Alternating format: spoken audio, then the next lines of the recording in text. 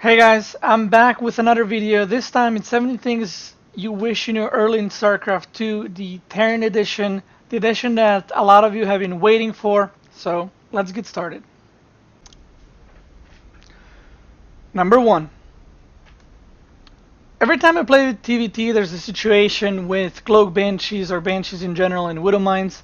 So as we all know, if you run a Banshee into the Widow Mine, you will take a lot of damage and your Banshee will be left on 15 health. Now, there's a way to avoid that, and this does not work if your Banshee was already cloaked and runs into the Widow Mine. This only works if once the Widow Mine shoots, while the projectile is midair, if you hit cloaking on your Banshee, you will take significantly less damage. So I'll show you this with the second Banshee. As you can see, the Widow Mine locks, I hit cloaking, and damage taken compared to the top Banshees, as you can see, very different. And this is just a thing you can use in TVT to reduce damage and potentially saving your Banshee from getting one shot by a Viking after it gets hit by a Widow Mine. Number 2. In early Legacy of the Void Beta, you could use your Reaper grenade to jump over the walls, whether it's Protoss, Zerg, or Terran. Since then, Blizzard has removed this, but there's actually still a way for you to do this. I'll show you guys how. What you need to do is just get the Reaper as close as you can get to the edge, and then just use the grenade as close as you can so it jumps over the wall. Now, you can use this on almost every map. It doesn't really work with every setup, and I think the reason for that is because this is not intended to still work. But like I said, it's still possible. All you need to do is find a proper angle where you drop the grenade, where you put your Reaper, and you can still jump over into the bases. Now, I'm going to move this Reaper down just so you guys can see that he cannot actually pass here. He needs to go all the way around, and that's it. If you do try this in your ladder games and it does work, please let me know in the comments in which maps for the current map pool this still works. Like I said, it's very positional based. Sometimes it works, sometimes it doesn't. It also depends on the wall, where the wall off is, so feel free to share. Number 3. One of the most efficient ways to use Widow Mines is to drop it in your opponent's mineral line. This is mostly used against Protoss, but I'll show you guys how to use it against Zerg units as well, which is basically the same. So one thing you can do is once you Medevac drop the Widow Mines behind your opponent's mineral line, oftentimes what I see with people doing is just kind of letting the Widow Mine shoot, whether it's one drone without looking, and they don't really get the most damage done. So what you can do is you can delay the shot that the Widow Mine does. And you do that by simply selecting or right-clicking at different drones. So you can see that the Widow Mine has a line which drone it's targeting. But if you just right-click at the other drones, you can wait simply enough instead of activating on one of the drones where there's maybe just one worker. And selecting the one where it would get the most splash damage, you let it go and you get 5 kills instead. Another method you can use is burrow and unburrow, because if there's only one drone or one unit, you cannot delay this projectile from shooting because you need to switch between 2 targets. So whenever that happens, you can try unburrowing and moving your Widow Mine somewhere else, and that way not enabling it to shoot instead of you waiting and getting the shot that you actually want and killing as many workers as possible. Number 4.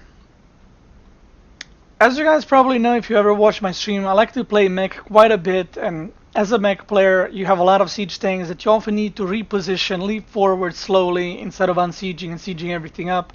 And I saw a lot of players actually just kind of unsieging and then waiting for the siege tanks to move and then clicking siege again, which can take a lot of your APM and your time that sometimes you can't really afford.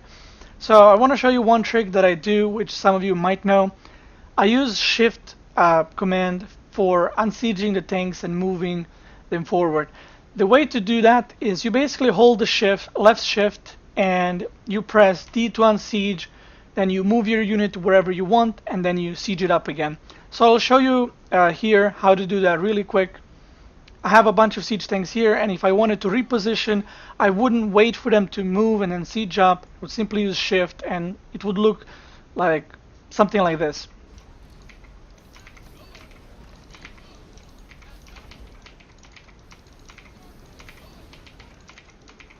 So as you can see, everything is done through shift command, and the siege tanks are moved a lot quicker instead than doing it like this, you know, unsieging everything, moving forward and then selecting and sieging, selecting and sieging, because it can be really messy, and shift clicking or shift queuing is a lot better for a lot of units in StarCraft 2, whether you're Terran or some other race.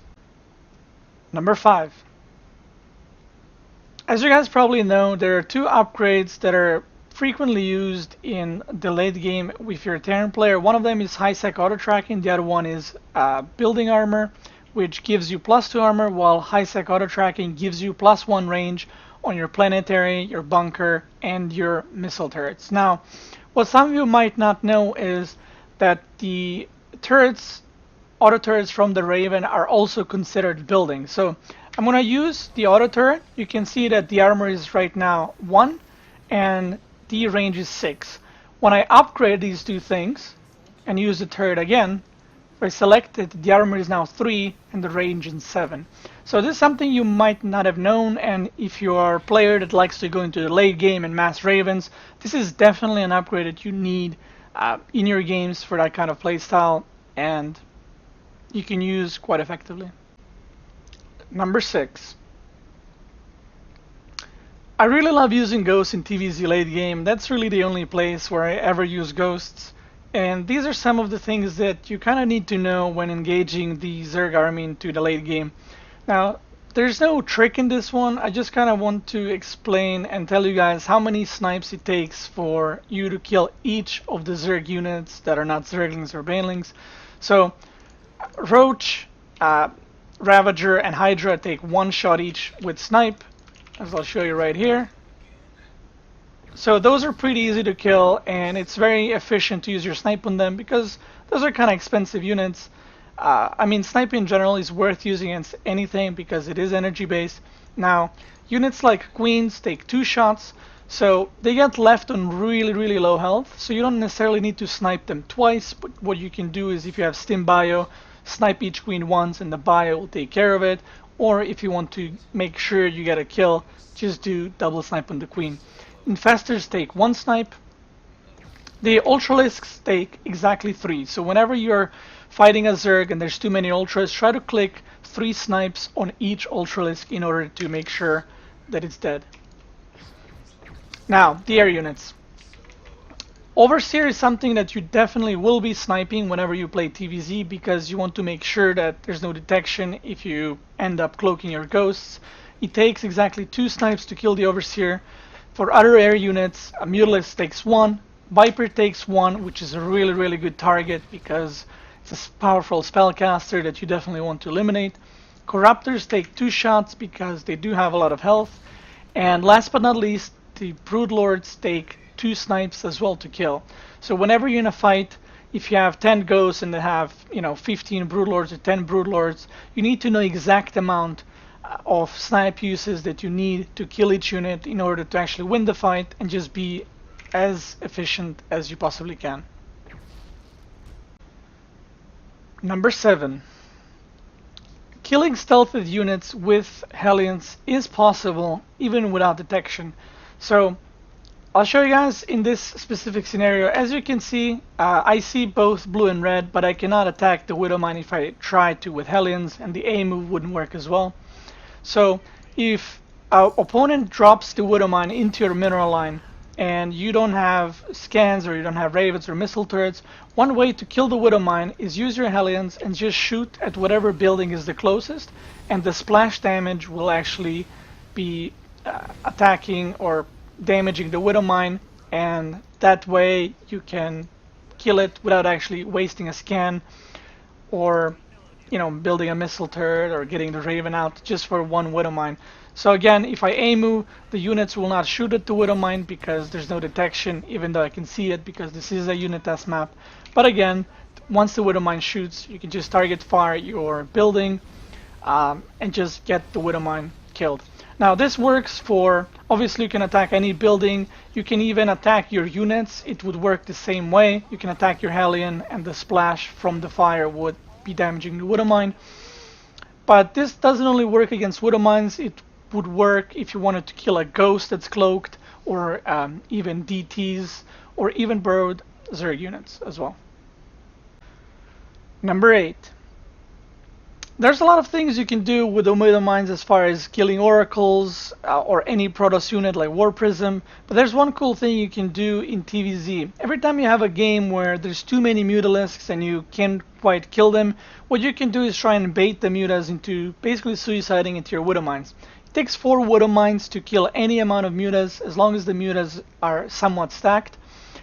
So the way to abuse this, you can put 4 Widow Mines above burrowed, and then you can put a barracks above it floating, or a factory blocking the Widow Mines from sight of your opponent. But one thing that I like to do is use the Widow Mines burrowed under a Thor or a siege tank, and this basically works for any bigger unit as long as you just cover the Widow Mines. So what I do here, put 4 Widow Mines, you siege up a tank, and every Zerg, if the tank is exposed enough, they will go for a pick-off. They will stack up the Mutas, go for it, and they simply won't be able to see the Widow Mines, and even if they do, it will be too late, and you can get a really good comeback by doing a simple move like this. Number 9.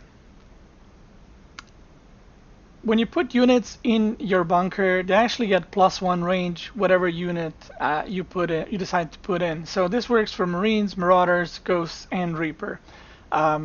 This is something that's not really explained anywhere, so I'm not sure how many people actually knew. But we have 2 Marauders on each side here, and you can see they're not shooting at each other, they're kind of just looking at each other. But once you put the Marauder inside of the bunker, it gets the +1 range and is able to shoot further.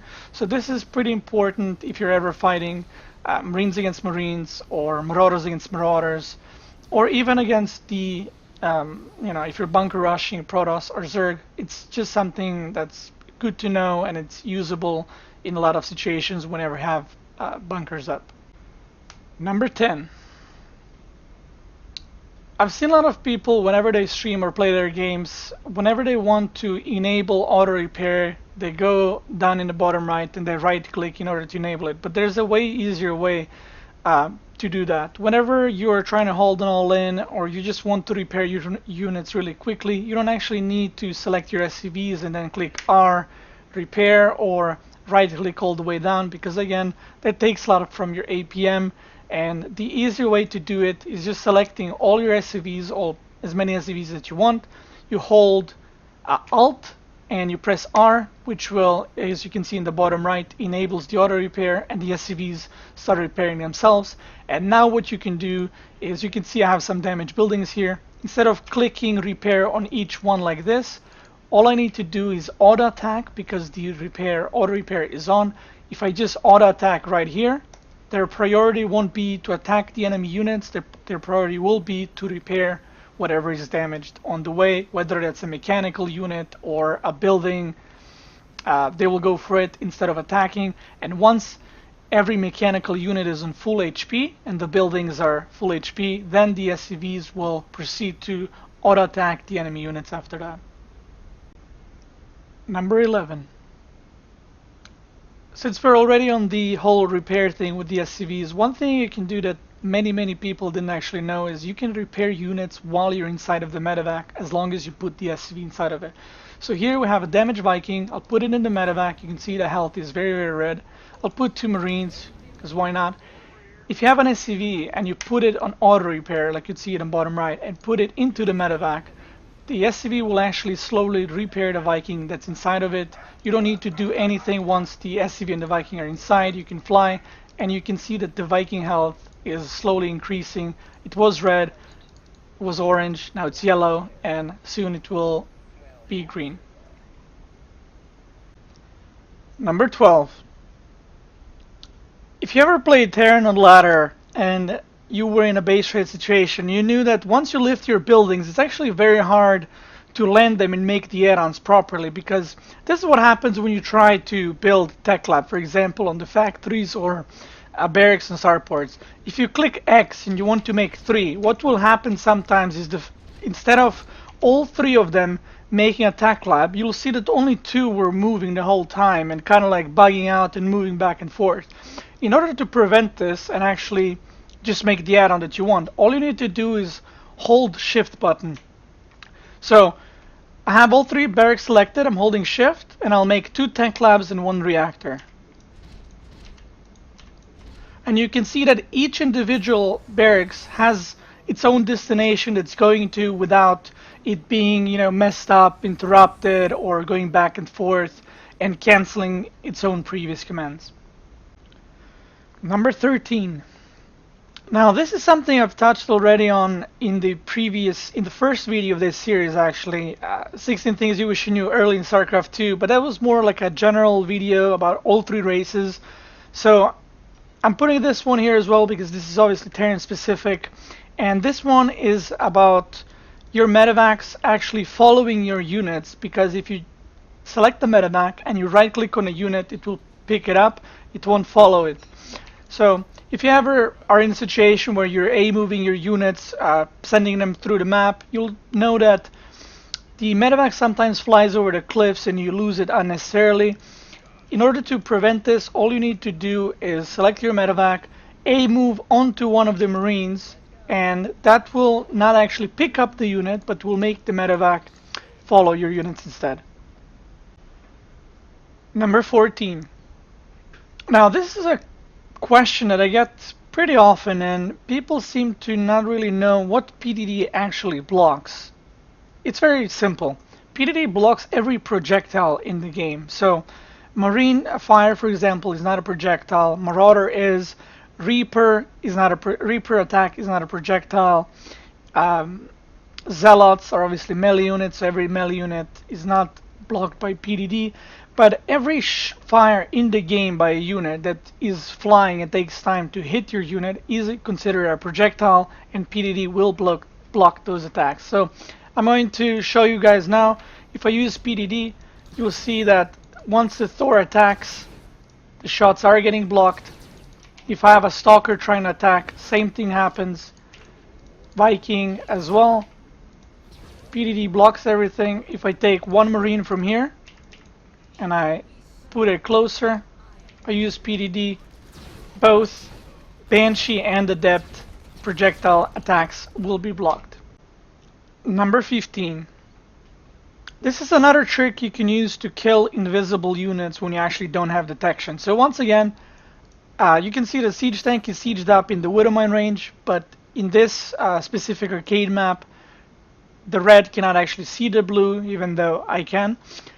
So I'll set off the Widowmine, and if you don't have a detection like a scan or a missile turret, what you can do another way to kill the Widowmine is you put one of your Marines on top of the Widowmine, you shoot once, you press stop on your siege tank so it doesn't kill the Marine, you put another Marine in on top, you shoot with your siege tanks on your own Marine, you stop so it doesn't shoot it again, and then you can put another Marine, shoot it, and then you kill the Widowmine. So like I said, this is not something you can do every game, but if you're in a situation where you need to do this, or you just want to save up scans and you have nothing better to do APM wise in game, I really suggest doing this, because a scan would cost you about 220 to 240 minerals, and this is definitely way better than simply using a scan for 1 Widowmine. Number 16. Every time you're in a late game situation and have a bunch of Ravens with full energy, one cool thing you can do, and this works against all 3 races, you can cast Seeker Missile on your own units and then run them into the enemy units. This works best with fast units like Hellions and Medevacs. I'll show you guys here just that. So what you want to do is Seeker Missile your unit, wait for the Seeker Missile to lock on, and then just fly them over the enemy units, killing and damaging a bunch of the enemy units, whether they're Zerg, Protoss, or Terran. Number 17. Now, this one is the one I found out maybe a couple of months ago, and the person that I saw it do first was the best Pikachu caster, Nathanius. And what this scenario does is, if you land your Vikings, you will lose the Parasitic Bomb on your air units. So once I cast Parasitic Bomb on the Vikings, if you land them, obviously you won't be taking damage because the Vikings become ground units, But if you lift the Vikings back up, they will start taking damage again because the Parasitic Cloud will stay in the air. So anyway, let me show you how exactly that works. So I'll cast some Parasitic Bombs, and if I land the Vikings, you'll see that they lose the Parasitic Bombs, they stay in the air, so you cannot lift there, you cannot move other units. But if you ever get Parasitic Bomb on a bunch of your Vikings, the best thing you can do if there's no ground units is simply to land Vikings, and once the Parasitic Bomb is gone, repair your Vikings and then go on and attack. That is it for the video today. I hope you guys enjoyed and liked the video. If you did, make sure you like and subscribe, and let me know in the comments which are the ones that you guys didn't know, which ones surprised you the most, and which ones you will definitely be using in one of your games. Once again, thank you guys for watching, and I'll see you next time.